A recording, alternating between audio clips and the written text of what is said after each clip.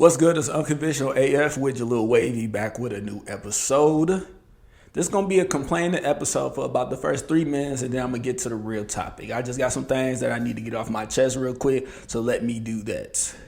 After much consideration, talking to my friends, seeing what people had to say online about bringing flowers to a first date, my mind has been changed. The next time I go on the first date, I will bring flowers for experimental purposes to see if I get a better outcome. But I do want to say something real quick. Y'all strict programs be rooted in delusion. Everything that someone says is not a red flag. How is a stranger supposed to know how to deal with you? I don't know what triggers you. I don't know your past. Don't put your shit on me because you fucked up. I try to give people grace when I am dating them. When they say something, I ask myself, was this ill-intended or do they just not know? Because after that first date, you knew you didn't want to talk to me much longer, but you still asked me to order you a pizza and send it to your house. And that was it. See, I didn't bring that up on the last episode, but I'm going to keep it moving.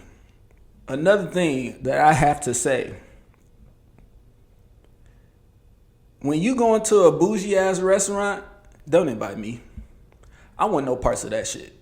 The people in Charlotte, y'all know what I'm talking about. That restaurant in Uptown with the rooftop, with the beautiful aesthetic that look great for photos.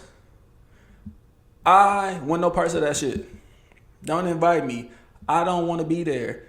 Small plates. Fuck your small plates. I'm ghetto as hell. I'm gluten free. I'm broke as fuck. I don't want to go to a restaurant with portion size this big, but the price is up here. My palate is for mozzarella sticks. My taste buds are Doritos.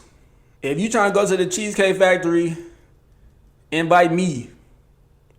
If that restaurant got too many rules about what you can wear and what you can order, what that beautiful black queen say? Yuck! Don't invite me. And this is not an indictment against my friends because I love y'all down, and if you invite me somewhere, I'm going to pull up every time. But to that fancy ass restaurant, I don't want. That's where I might have to put a stop. Like, I'll see you at the next spot. All right, let's get into the serious topics. Spotify dropped a list asking about hip hop's next leaders. Shout out to Complex for giving me something to talk about today. Spotify new billboards reads, hip hop needs new leaders. Spotify put up a bunch of billboards around different cities of young rappers. On Instagram, it reads, hip hop needs new leaders. Historically, a new group of rising stars has established itself as hip hop's pace setters every 5 to 10 years. By 2016, Drake, Nicki Minaj, Kendrick Lamar, J. Cole. I would have added Future to that list, but I'm not mad at it because when I talk about Mount Rushmore, I include Nicki. I don't include Future, even though his impact on music is just as big as Nicki Minaj. But he's also who we to blame for all this bullshit rap that's out here. It finishes off by saying others have cemented themselves as leaders of the 2010s. And it continues, a decade later, several talented artists have shown the promise of becoming rap's next big thing, but they have yet to follow in our Mount Rushmore's footsteps. It feels like the hip hop is in transitional stage as we wait for the next superstars to pick up the mantle and continue pushing the genre forward. Who do you think will be hip hop's next big three? And on this list, they have Baby Keem, Big X the Plug, Central C, Doechii, Glorilla, Lil Tecca, Rod Wave, and Sexy Red. And can I give a shout out to Baby Keem real quick because Casino is a great project. Out of 11 songs, I give him about 6 or 7. That's a majority of the album. So shout out to him. I like it. But I must say, on this list of people, when you talk about impact, the only one I can really think of off the top of my head as far as memories and when I first heard them is Rod Wave. I remember when I was working at a factory back in my hometown, Rockford, Illinois, and this young dude said, you should listen to Rod Wave. And I listened to him and I was like, wow, this nigga is tough. Now, I was also depressed as hell back then, but I really thought his music was dope. I mean, you remember when Glorilla hit the scene? It was F&F and her friends was outside dancing on top of cars. Sexy Red, my pussy pink booty hole brown. Like, what the hell? And then I gotta show love to Big X the Plug. I don't know who his producer is, but that man deserves $1 trillion. I listened to his last 2 albums, and when I tell you the samples, that country album, like, his producer do not miss. He is fire. So whoever Big X the Plug's producer is, kudos to you, brother. But these other people, Central C, I don't even know who Little Tecca is. And then Doechii. Doechii is incredible. She's a great performer. You can tell she's under that Kendrick Lamar TDE branch. I always say Kendrick Lamar is the greatest rap performer I've ever seen.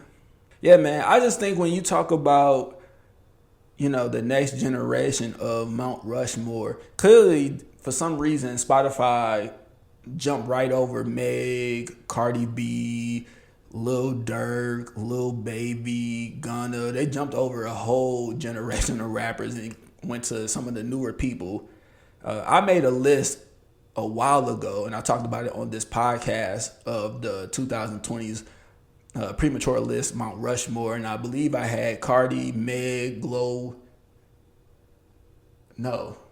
Rod Wave, Lotto. I don't remember. I had to look it up. I should have looked it up before this podcast. But yeah, man, I think when it comes to music these days, I just don't know if these rappers, I think the landscape of the industry is just different now. I mean, Cardi waited, 8 years to put out her second album because she was scared of being judged, or she was scared to follow up behind invasion of privacy. But Cardi B also makes so much money that she doesn't need music. Cardi B can never make another album and she will be just fine financially. Lil Baby, I mean, he's put out a couple of albums, but I mean, I haven't heard anything great from him. Megan Thee Stallion, a superstar. Glorilla, a superstar. Like, these people don't need music, and I think music drove J. Cole, Kendrick Lamar, Nicki Minaj, Future, Drake, obviously.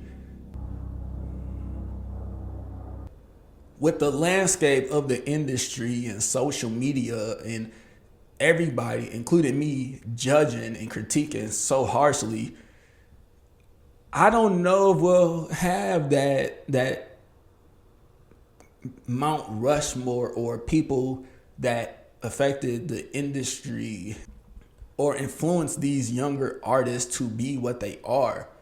When you talk about Meg, Lotto, Glow, maybe not Doechii, but when you talk about the rap girls, the city girls, who else? Whatever.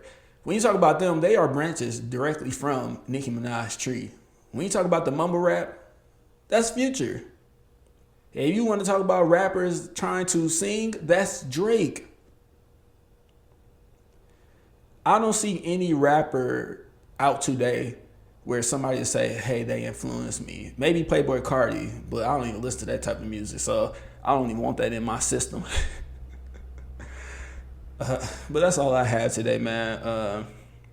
Yeah, I had to really pull this podcast out my ass today.